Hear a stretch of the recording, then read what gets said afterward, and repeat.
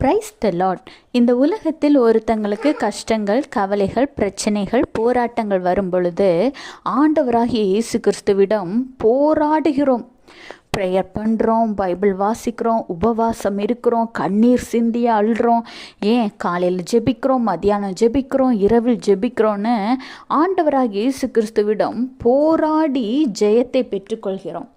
அப்படி இருக்கும் பொழுது அந்த நன்மையை சுதந்திரித்த பிறகு, அந்த நன்மையை நாம் பெற்றுக்கொண்டு ஆசீர்வாதமாய் ஆன பிறகு திரும்ப ஆண்டவருக்கு என்ன சொல்கிறோம்? ஒரே ஒரு தேங்க்ஸ். இசப்பா, நீங்கள் எனக்கு இந்த மாதிரி என்ன செய்துட்டீங்க, ரொம்ப தேங்க்ஸ் இசப்பா. அது எப்படி? ஒரு காரியம் தேவைனாக்கு மட்டும் ஆண்டவரை போட்டு டார்ச்சர் பண்ணி அந்த அளவுக்கு போராடுறோம். ஆனால் ஒரு நன்மை கிடைத்த பிறகு தேங்க்ஸ் அப்படிங்கிற ஒரு வார்த்தையால் விட்டுற முடியுமா? நீங்கள் ஒரு பொருள் கிடைப்பதற்காக, ஒரு ஆசீர்வாதம் கிடைப்பதற்காக எவ்வளவு எஃபெக்ட் எடுத்தீங்களோ அதை விட ஒரு மடங்கு அதிகமாக அந்த ஆசீர்வாதம் கிடைத்த பின்பு ஆண்டவருக்கு நீங்கள் செலுத்த வேண்டும். எப்படி செலுத்த வேண்டும்? பொருளாலையா?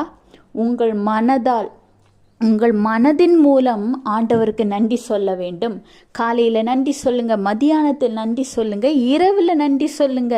உபவாசம் இருந்து கூட ஆண்டவருக்கு நன்றி சொல்லாமே. வேதாகமத்தில் சங்கீதம் 66:20, என் ஜெபத்தை தள்ளாமலும் தமது கிருபையை என்னை விட்டு விலக்காமலும் இருந்த தேவனுக்கு ஸ்தோத்திரம் உண்டாவதாக. ஆண்டவர் உங்கள் ஜெபத்தை தள்ளாமல் உங்களுக்கு உதவி செய்தார். அவருடைய கிருபையை உங்களை விட்டு விலக்காமல் இருந்த தேவனுக்கு ஸ்தோத்திரம் செலுத்தினீங்களா? நன்றி சொன்னீங்களா? துதிச்சிங்களா? எந்த அளவுக்கு ஒரு விஷயம் உங்களுக்கு வேணுங்கிறதுக்கு போராடினீங்களோ அதுபோல் அது கிடைத்த பின்பு ஆண்டவரை மறந்து விடாதீங்க.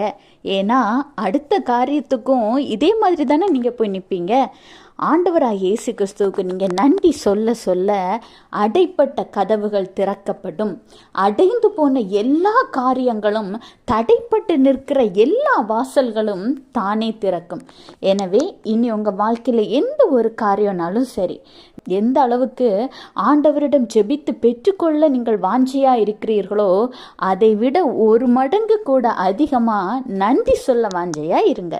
கர்த்தர் உங்கள் குடும்பத்தையும் உங்களையும் ஆசீர்வதிப்பார். Have a blessed day. Jesus bless you.